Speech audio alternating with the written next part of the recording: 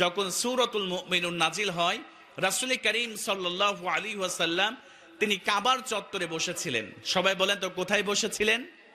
আর একটু জোরে বলেন, কোথায় বসেছিলেন?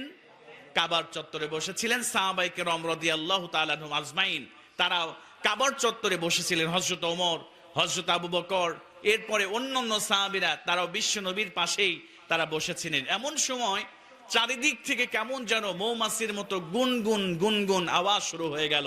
জোরে বলেন সুবহানাল্লাহ। আমার মুসলমান ভাইয়েরা, হযরত ওমর রাদিয়াল্লাহু তাআলা আনহু বললেন, বিশ্বনবী সাল্লাল্লাহু আলাইহি ওয়াসাল্লাম আমরা কাবার চত্বরে বসে আছি, এমন সময় মৌমাছির মতো গুনগুন গুনগুন করে আওয়াজ শুরু হয়ে গেল। আমরা ডানে তাকালাম, বামে তাকালাম, কোথাও কোনো মৌমাছি দেখতে পারলাম না। আমরা সামনে তাকালাম, পিছনে তাকালাম, উপরে তাকালাম, কোথাও কোনো মৌমাছি দেখতে পেলাম না।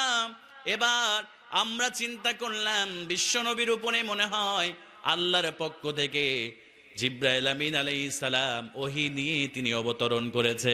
জোরে বলেন সুবহানাল্লাহ। আমার প্রিয় ভাইয়েরা, হযরত ওমর রাদিয়াল্লাহু তাআলা বললেন, আমরা এবার বিশ্ব নবীর কাছ থেকে নতুন ওহী শোনার জন্য আমরা সবাই চুপচাপ বসে থাকলাম। এমন সময় মৌমাছির মতো গুনগুন আওয়াজ বন্ধ হয়ে গেল। এবার বিশ্ব নবী সাল্লাল্লাহু আলাইহি ওয়াসাল্লাম এবার তিনি আমাদের থেকে মুখ ফিরিয়ে নিয়ে আমার নবীজি কাবার দিকে মুখ ঘুরালেন। আর আমার নবীজি সাল্লাল্লাহু আলাইহি ওয়াসাল্লাম দুহাত তুলে আল্লাহর কাছে দোয়া করতে শুরু করলেন। আল্লাহর নবীজি দোয়া করতে শুরু করলেন, আল্লাহুম্মা জিদনা ওয়ালা তানকুসনা ওয়া আকরিমনা ওয়ালা তুহিননা ওয়া আউতিনা ওয়ালা তাহরিমনা ওয়া আসিরনা ওয়ালা তুসির আলাইনা ওয়া আরদি আন্না ওয়া আরদিনা। বিশ্বনবী সাল্লাল্লাহু আলাইহি ওয়াসাল্লাম দোয়া করতে শুরু করলেন, আল্লাহুম্মা জিদনা ওয়ালা তানকুসনা, আল্লাহ তাআলা তুমি আমাদেরকে বৃদ্ধি করে দাও, আমাদেরকে বাড়ায় দাও, আমাদেরকে কম দিও না। ওয়া আকরিমনা ওয়ালা তুহিননা, আমাদেরকে সম্মানিত করো, আমাদেরকে অসম্মানিত করো না। ওয়া আতিনা ওয়ালা তাহরিমনা, আমাদেরকে বেশি বেশি করে প্রদান করো, আমাদেরকে বঞ্চিত করো না। ওয়া আসিরনা ওয়ালা তুসির আলাইনা ওয়া আরদি আন্না ওয়া আরদিনা। বিশ্বনবী দোয়া করতে শুরু করলেন, আল্লাহ আমাদেরকে তাদের উপরে প্রাধান্য দাও, মানে কাফিরদের উপরে আমাদেরকে প্রাধান্য দাও, কিন্তু আমাদের উপরে কাফিরদেরকে আল্লাহ তুমি প্রাধান্য দিও না। জোরে বলেন সুবহানাল্লাহ। হযরত ওমর বললেন, বিশ্বনবী সাল্লাল্লাহু আলাইহি ওয়াসাল্লাম এই দোয়া শেষ করে এবার আমাদের দিকে তাকালেন। এবার বিশ্বনবী বললেন, আমার সাহাবীরা, আমার উপরে এইমাত্র এমন একটি সূরার 10টি আয়াত নাজিল হয়েছে। আমার সাহাবীরা শুনে নাও, এই 10টি আয়াতের মধ্যে 7টি গুণ আল্লাহ পাক রব্বুল আলামিন তিনি বর্ণনা করে দিয়েছেন। এই 7টি গুণ যদি কোনো মুসলমান বান্দা এবং বান্দি যদি আমল করতে পারে, এই গুণগুলো অর্জন করতে পারে, আল্লাহ রব্বুল আলামিন যেমন করে বাবা মারা গেলে সন্তানগুলো সম্পদের মালিক হয়ে যায়, ওয়ারিস হয়ে যায়।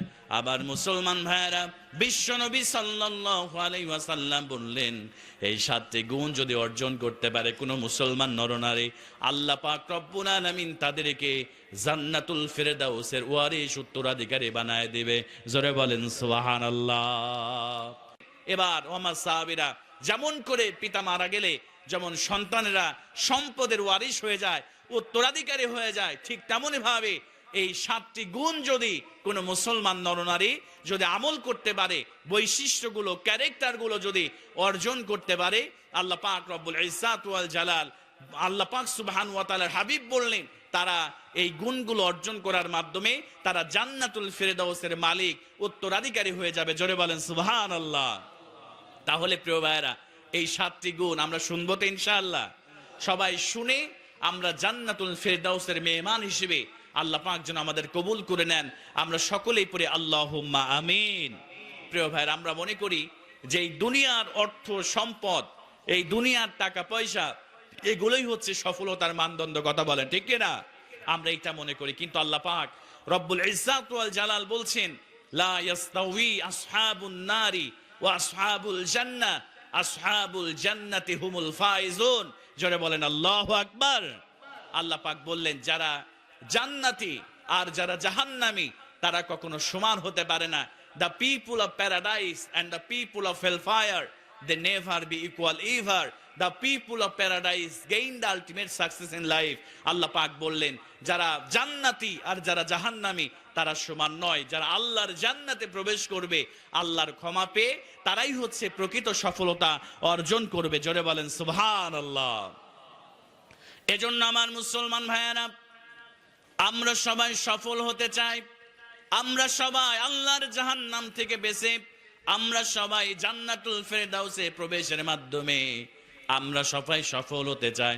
আল্লাহ রাব্বুল আলামিন আবার বললেন, ফামান যুহজিহা আনিন নারি ওয়া উদখিলাল জান্নাতা ফাকাদ ফাজ ওয়া মাল হায়াতুদ দুনিয়া ইল্লা মাতাউল গুরুর। জোরে বলেন আল্লাহু আকবার। আল্লাহ রাব্বুল আলামিন বললেন যারা জাহান্নামের আগুন থেকে মুক্তি পেয়ে যারা জান্নাতে প্রবেশ করবে, আল্লাহ রাব্বুল আলামিন বলেন তারাই প্রকৃত সফলতা অর্জন করবে। আল্লাহ রাব্বুল আলামিন বলেন ওয়ামাল হায়াতুদ দুনিয়া ইল্লা মাতাউল গুরুর। আল্লাহ বললেন তোমরা দুনিয়ার জীবনটাকে বড্ড বেশি প্রাধান্য দাও, দুনিয়ার জীবনটা খেল তামাশা ছাড়া কিছুই নয়। বান্দারে, যদি আমার জান্নাতে প্রবেশ করতে পারো, আমার জাহান্নাম থেকে মুক্তি পেয়ে, আমার বান্দারা শুনে রাখো, এটাই হলো তোমাদের জীবনের প্রকৃত সফলতা। জোরে বলেন সুবহানাল্লাহ। আল্লাহ পাক বললেন যদি জাহান্নামে আযাব থেকে মুক্তি পেয়ে তোমরা জান্নাতে প্রবেশ করতে পারো, আল্লাহ পাক সুবহানাহু ওয়া তাআলা বললেন এটাই হচ্ছে তোমাদের জীবনের প্রকৃত সফলতা। সুবহানাল্লাহ বলবেন না? তাহলে আমরা প্রকৃত সফল হয়ে আল্লাহর জান্নাতে যেতে চাই ইনশাআল্লাহ। এবার আল্লাহ রাব্বুল আলামিন এবার সফল কাম মুমিন বান্দা বান্দীদের গুণাবলীর কথা বর্ণনা করতে শুরু করলেন। আমার মুসলমান ভাইয়েরা মনোযোগ দিয়ে শ্রবণ করেন। আল্লাহ রাব্বুল আলামিন একজন সফল কাম মুমিন বান্দা বান্দী, একজন জান্নাতুল ফেরদাউসের উত্তরাধিকারীদের প্রথম নাম্বার বৈশিষ্ট্যের কথা আল্লাহ পাক এবার জানায় দিতেছেন। আল্লাহ রাব্বুল আলামিন বলেন কদ আফলাহাল মুমিনুনাল্লাযীনা হুম ফি সলাতিহিম খাশিউন। জোরে বলেন আল্লাহু আকবার। আল্লাহ রাব্বুল আলামিন বললেন কদ আফলাহাল মুমিনুন, নিশ্চয় ঈমানদারেরা, নিশ্চয় মুমিন যারা তারা সফল হয়েছে। সবাই একটু আওয়াজ দিয়ে বলেন তো সফল হয়েছে কারা? আর একটু জোরে বলেন না সফল হয়েছে কারা? আল্লাহ রাব্বুল আলামিন বললেন সফল হয়েছে তারা ঈমান এনেছে যারা, যারা ঈমানদার তারাই হলো প্রকৃত সফলতা অর্জনকারী। এবার আল্লাহ রাব্বুল আলামিন একজন জান্নাতুল ফেরদাউসের উত্তরাধিকারীদের এক নাম্বার গুণের কথা আল্লাহ পাক বললেন আল্লাযীনা হুম ফি সলাতিহিম খাশিউন। এক নাম্বার জান্নাতুল ফেরদাউসের উত্তরাধিকারীদের গুণাবলী হলো তারা খুশু নিয়ে, বিনয় হয়ে, নম্র হয়ে তারা 5 ওয়াক্ত নামাজ আদায় করবে। জোরে বলেন সুবহানাল্লাহ। আল্লাহ পাক বললেন জান্নাতুল ফেরদাউসের উত্তরাধিকারীদের এক নাম্বার গুণাবলী হচ্ছে তারা আল্লাযীনা হুম ফি সলাতিহিম খাশিউন, তারা বিনয় হয়ে, খুশু নিয়ে তারা 5 ওয়াক্ত সালাত তারা আদায় করবে। জোরে বলেন সুবহানাল্লাহ।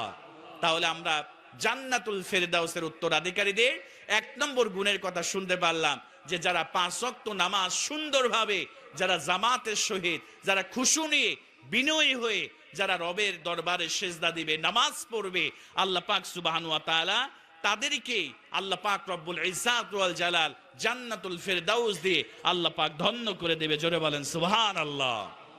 এজন্য আমার মুসলমান ভাইয়েরা আল্লাহ পাকের কাছে তাওবা করেন, আল্লাহর কাছে ফিরে আসেন। আল্লাহ জীবনে অনেক নামাজ ছেড়ে দিয়েছি, আল্লাহ তাআলা জীবনে অনেক নামাজ ছেড়ে দিয়েছি, আর কখনো নামাজ ছাড়বো না, আর কখনো নামাজ ছেড়ে দিব না। আল্লাহ তাআলা আজকে থেকে 5 ওয়াক্ত নামাজ আমি আদায় করব। ও আমার মুসলমান ভাইয়েরা, আমরা যদি 5 ওয়াক্ত নামাজ আমরা যদি সুন্দর করে আদায় করতে পারি, তাহলে আমাদেরকে জান্নাতুল ফেরদাউসের মালিক বানায় দিবে একজন। আওয়াজ দিয়ে বলেন তো তিনি কে? আল্লাহ পাক আমাদেরকে জান্নাতুল ফেরদাউসের মালিক বানায় দিবে। অনেক যুবককে প্রশ্ন করা হয়, যুবক কলিজার টুকরা ভাইয়েরা, কেন নামাজ পড়ো না? বলে হুজুর মাত্র তো বয়স 20 বছর, মাত্র তো বয়স 25 বছর, মাত্র তো বয়স 30 বছর, এখনো তো অনেক দিন বাঁচবো, এরপরে হুজুর নামাজ পড়বো। এরকম কথা আমার কলিজার টুকরা যুবক ভাইরা বলে কি বলে না? বলেন না কেন, বলে কি বলে না? যুবক, তুমি 1 মিনিট বাঁচতে পারবে কিনা এই গ্যারান্টি আমরা কেউ দিতে পারবো? বলেন না দিতে পারবো? তাহলে আপনি কেমন করে 30 বছর 25 বছরের গ্যারান্টি আপনি দিচ্ছেন?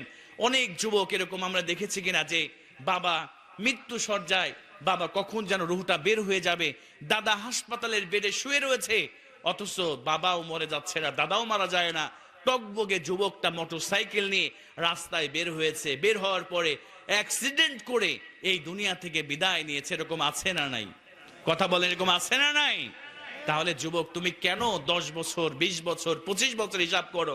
আজকে যুবকরা দেখবেন মসজিদে আজান হয়ে যায়, অথচ যুবকেরা মসজিদে আসে না, না এসে এই যে মোবাইল ফোনের মধ্যে তারা ফ্রি ফায়ার, তারা পাবজি খেলে, তারা গেমস খেলে। এরকম যুবক আমাদের সমাজে আছে না নাই? কথা বলেন, আছে না নাই? যুবক আমার কলিজার টুকরা ভাইয়েরা, কখন যেন মৃত্যুটা চলে আসবে। ফাইজা জাযালুহুম লা ইস্তাখিরুনা সাআতাও ওয়া লা ইস্তাকদিমুন। মৃত্যু চলে আসবে। মৃত্যু আসার পরে তুমি যদি বলো আল্লাহ আমাকে আর 1টা মিনিট অবকাশ দাও, আর 5টা মিনিট আমাকে হায়াত দাও, আল্লাহ তাআলা আমি নামাজ পড়বো, আমি কোরআন পড়বো, আমি ভালো ভালো কাজ করব, আমার কলিজার টুকরা প্রিয় ভাইয়েরা, আপনাকে কি আর 5টা মিনিট সময় দেওয়া হবে?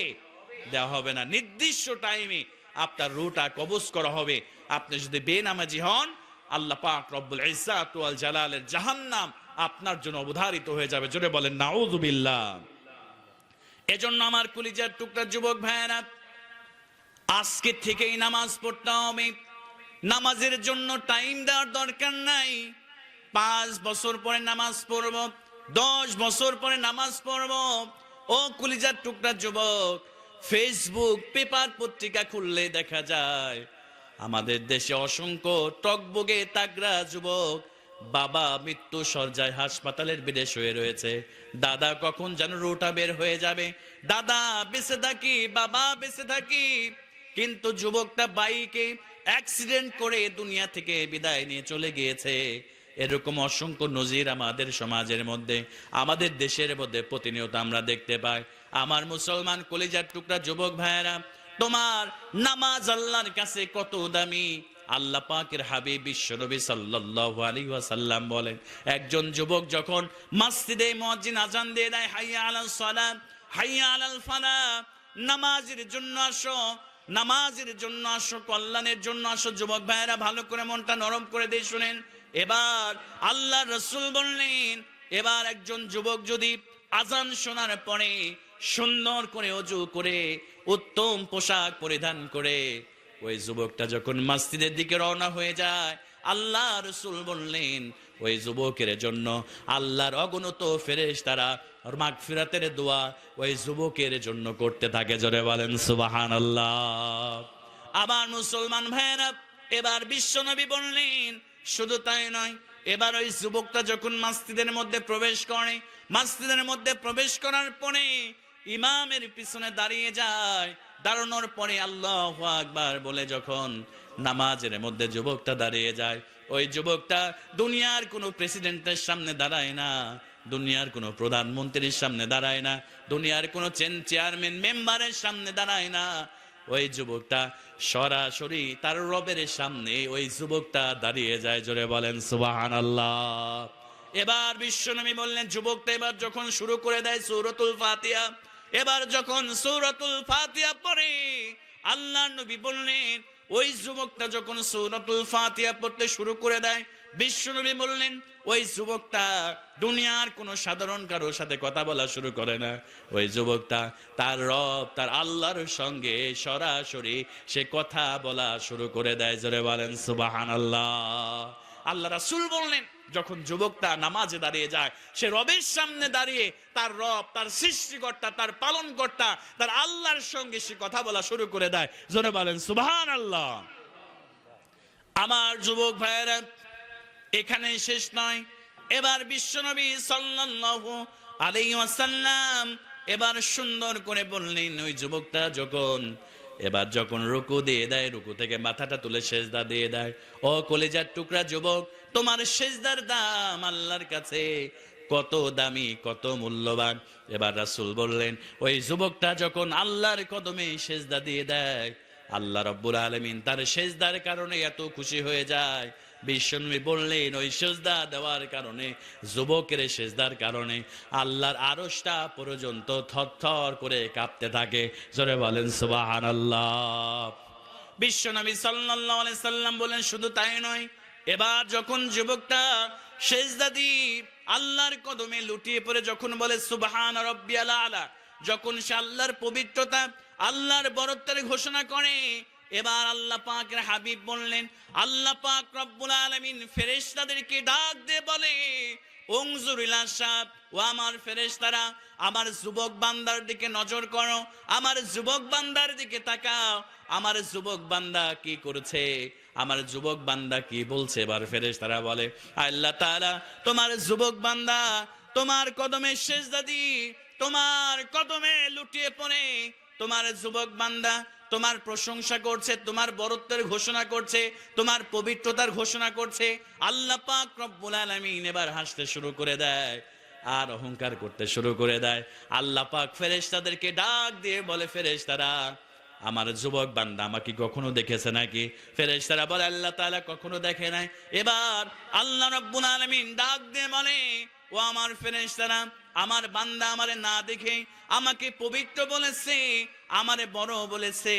আমার যুবক বান্দা সেজদা থেকে মাথা তোলার আগে আমি আল্লাহ তার সেজদা দেওয়ার কারণে এত খুশি হয়ে গিয়েছি।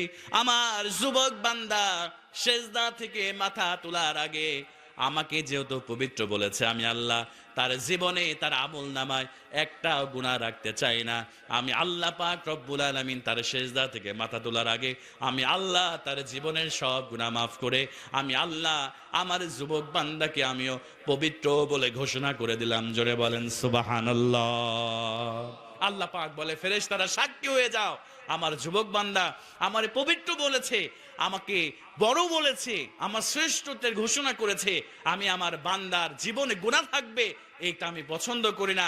সেজদা থেকে মাথা তোলার আগে আমি আল্লাহ পাক সুবহানাহু ওয়া তাআলা আমার যুবক বান্দার জীবনের সব গুনাহ আমি আল্লাহ মাফ করে আমিও তাকে পবিত্র বানাই দিলাম। জোরে বলেন সুবহানাল্লাহ।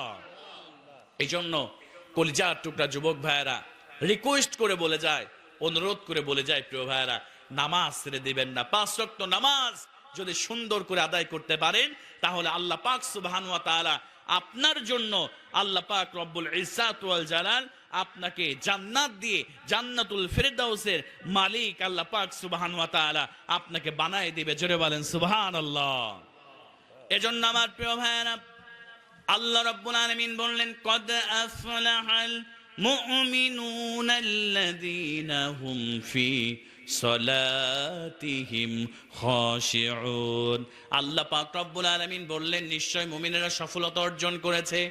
আর জান্নাতুল ফেরদাউসের উত্তরাধিকারীদের 1 নম্বর গুণ হলো আল্লাযীনা হুম ফি সলাতিহিম খাশিউন। তারা 5 ওয়াক্ত নামাজ খুশু নিয়ে, বিনয়ের সাথে যারা 5 ওয়াক্ত নামাজ পড়বে, আমি আল্লাহ তাদেরকে জান্নাতুল ফেরদাউসের মালিক বানায় দেব। জোরে বলেন সুবহানাল্লাহ। তাহলে জান্নাতুল ফেরদাউসের মালিক হতে হলে 1 নম্বর যে গুণটি থাকতে হবে, সবাই বলেন তো সেই গুণের নাম কি? সবাই বলে না, সেই গুণের নাম কি? নামাজ। সেই নামাজটা সুন্দর করে খুশু নিয়ে সাহাবায়ে কিরামদের মতো চমৎকার করে আপনি মনে করবেন, নামাজে যখন দাঁড়াবেন আপনি চিন্তা করবেন, এইটাই আমার জীবনের শেষ নামাজ। আপনি ধরেন একটা উদাহরণ দিই, যে আপনি জানেন যে আমার 1 ঘন্টা পরে আমার মৃত্যু হয়ে যাবে। আচ্ছা বলেন তো প্রিয় ভাইরা, যদি আমরা জানি 1 ঘন্টা পরে আমার মৃত্যু হয়ে যাবে, তাহলে আমি যে কাজগুলোই করব সেই কাজটা আমি অত্যন্ত সুন্দর করে করার চেষ্টা করব। কথা বলেন ঠিক কিনা? কারণ আমি জানি যে 1 ঘন্টা পরে আমি মারা যাব। তাহলে নামাজে যখন আমরা দাঁড়িয়ে যাব, আমরা চিন্তা করে নিব এটি আমার জীবনের শেষ নামাজ। এজন্য শেষ নামাজ মনে করে আমরা খুশু নিয়ে, বিনয় নিয়ে, আল্লাহর ভয় নিয়ে আমরা 5 ওয়াক্ত নামাজ পড়ব। তাহলে জান্নাতুল ফেরদাউসের মালিক বানায় দিবেন কে? আল্লাহ। তাহলে জান্নাতুল ফেরদাউসের উত্তরাধিকারীদের 1 নম্বর গুণাবলী হচ্ছে আল্লাযীনা হুম ফি সলাতিহিম খাশিউন, তারা বিনয়ী হয়ে তারা সুন্দর করে নম্রতার সহিত আল্লাহর ভয় নিয়ে তারা 5 ওয়াক্ত নামাজ পড়বে ইনশাআল্লাহ। আল্লাহ পাক যেন আমাদের সবাইকে 5 ওয়াক্ত নামাজ আদায় করার তৌফিক দান করেন। আমরা সকলেই পড়ি আল্লাহুম্মা আমিন। এবার আমার মুসলমান ভাইয়েরা, আল্লাহ রাব্বুল আলামিন জান্নাতুল ফিরদাউসের উত্তরাধিকারীদের 2 নাম্বার গুণাবলীর কথা আল্লাহ পাক সুবহানাহু ওয়া তাআলা বলে দিলেন। আল্লাহ রাব্বুল আলামিন বললেন, আবার জান্নাতুল ফিরদাউসের উত্তরাধিকারীরা শুধুমাত্র নামাজ পড়বে না, আল্লাহ রাব্বুল আলামিন এবার 2 নম্বর গুণাবলীর কথা বললেন, ওয়াল্লাযীনা হুম আনিল লাগবি মুরিদুন। আল্লাহ রাব্বুল আলামিন বললেন, আবার জান্নাতি বান্দা বান্দিরা অনর্থক কোনো কথা বলবে না, অনর্থক কোনো কাজ তারা করবে না। যারা বলেন সুবহানাল্লাহ। যেগুলো কোরআন হাদিস সমর্থিত নয়, এই কাজগুলো, এই কথাগুলো আমার জান্নাতুল ফিরদাউসের মালিক যারা হবে তারা কখনোই অনর্থক কাজ, অনর্থক কথাবার্তা এইগুলো তারা বলবে না। তার মানে আমরা যে কথাগুলোই বলি না কেন, আমরা যে কাজগুলোই করি না কেন, কিয়ামতের মাঠে আল্লাহ পাক সুবহানাহু ওয়া তাআলা সেইটাই কিন্তু আমাদেরকে দেখাই দিবেন। কথা বলেন ঠিক কিনা? আপনি রাতের অন্ধকারে কি করেছেন, আপনি কার হক নষ্ট করেছেন, আপনি সুদ খেয়েছেন, আপনি ঘুষ খেয়েছেন, আপনি জেনা করেছেন, আপনি ব্যভিচার করেছেন, এই দুনিয়ার কোনো মানুষ জানে না, এই দুনিয়ার বাবা জানে না, মা জানে না, বন্ধু জানে না, প্রতিবেশী জানে না, কিন্তু জানেন একজন। আওয়াজ দিয়ে বলেন না তিনি কে? আল্লাহ পাক কিয়ামতের মাঠে আপনাকে এমন একটি আমল নামা দিয়ে দিবে, ওই আমল নামার মধ্যে সব কিছু আল্লাহ পাক সুবহানাহু ওয়া তাআলা সব কিছুকে আল্লাহ পাক রব্বুল আলামিন সেগুলোকে লিপিবদ্ধ করে রাখবেন। জোরে বলেন সুবহানাল্লাহ। দুনিয়াতে বাবার চোখ ফাঁকি দেওয়া যায়, মায়ের চোখ ফাঁকি দেওয়া যায়, দুনিয়াতে বন্ধু বান্ধবী প্রতিবেশীর চোখ ফাঁকি দেওয়া যায়, রাতের অন্ধকারে গুনাহ করা যায়, কিন্তু কিয়ামতের মাঠে সব কিছুকে আল্লাহ পাক দেখায় দিবে। জন্য আল্লাহ পাক বললেন যে আমার জান্নাতুল ফিরদাউসের উত্তরাধিকারী যারা হবে তারা কোরআন সুন্নাহ বহির্ভূত কোনো কাজ, অনর্থক কোনো কাজ, অনর্থক কোনো কথা তারা তাদের জবান দিয়ে তারা বের করবে না। কথা বলেন ঠিক কিনা? আল্লাহর নবী বললেন, আল গীবাতু আশাদ্দু মিনাজ জিনা। আল্লাহর নবী বললেন গীবত হলো জিনার থেকে মারাত্মক। আল্লাহ রাসূলের সাহাবীরা বললেন, ওয়া কাইফাল গীবাতু আশাদ্দু মিনাজ জিনা ইয়া রাসূলুল্লাহ। ওগো আল্লাহর নবী, জিনা কেমন করে গীবত জিনার থেকে মারাত্মক হয়ে যায়? ও মুসলমান ভাইয়েরা, ভালো করে লক্ষ্য করেন। আমার নবীজি বললেন, একজন ব্যক্তি জিনা করেছে, একজন ব্যক্তি ব্যভিচার করেছে, সে যদি আল্লাহর কাছে তাওবার মতো তাওবা করে ফিরে আসে, আল্লাহ পাক তার জীবনের সব গুনাহ মাফ করে দিবে। কিন্তু একজন ব্যক্তি গীবত করেছে, যার নামে গীবত করা হয়েছে, ওই ব্যক্তি যদি তাকে মাফ না করে, আল্লাহ পাক রব্বুল আলামিন কখনোই ওই গীবতকারীকে আল্লাহ পাক রব্বুল আলামিন মাফ করবে না। জোরে বলেন নাউজুবিল্লাহ। এজন্য চায়ের দোকানে বসে গীবত করা, পরনিন্দা করা, অনর্থক কথাবার্তা বলা এই জবান দিয়ে বের করবেন না প্রিয় ভাইয়েরা। যেগুলো ইসলাম সমর্থন করে না, যেগুলো ইসলাম সাপোর্ট করে না, এমন কোন কাজ, এমন কোন কথা একজন জান্নাতুল ফিরদাউসের উত্তরাধিকারী কখনোই বলতে পারে। কারণ যে কথাগুলো আমরা বলি, আল্লাহ পাক বললেন, মা ইয়ালফিযু মিন কওলি ইল্লা লাদাইহি রাকিবুন আতীদ। আল্লাহ পাক বললেন এই জবান দিয়ে যে কথাগুলো আমরা বের করি, আল্লাহ পাক সুবহানাহু ওয়া তাআলার ফেরেশতারা সেইগুলোকে সংরক্ষণ করে রাখে। কিয়ামতের দিন আল্লাহ পাক সেইগুলোকে আমাদেরকে দেখায় দিবেন। জোরে বলেন আল্লাহু আকবার। এজন্য জান্নাতুল ফিরদাউসের উত্তরাধিকারী যারা হবে তারা 1 নম্বরে তারা 5 ওয়াক্ত নামাজ সুন্দরভাবে তারা আদায় করবে খুশু নিয়ে। আর 2 নম্বরে ওয়াল্লাযীনা হুম আনিল লাগবি মুরিদুন, তারা তাদের জিহ্বাকে সংবরণ করবে। এই মুখ দ্বারা তারা এমন কোন অনর্থক কথা বলবে না, তারা অনর্থক কোনো কাজ করবে না। তাহলে আল্লাহ পাক সুবহানাহু ওয়া তাআলা তাদেরকে জান্নাত দিয়ে জান্নাতুল ফিরদাউসের মালিক তাদেরকে বানায় দিবে। জোরে বলেন সুবহানাল্লাহ। প্রিয় ভাই, খারাপ লাগছে আপনাদের? কি কয়টা শুন আমরা? 2টা শুনেছি। আর আছে কয়টা বলেন তো? 5টা। তার মানে 2টা গুণ অলরেডি আমরা কিন্তু শুনে ফেলেছি, আর মাত্র 5টা গুণ আছে। আমি সংক্ষেপে সেগুলো সম্পর্কে বলে দিব, আপনারা শুনবেন তো ইনশাআল্লাহ?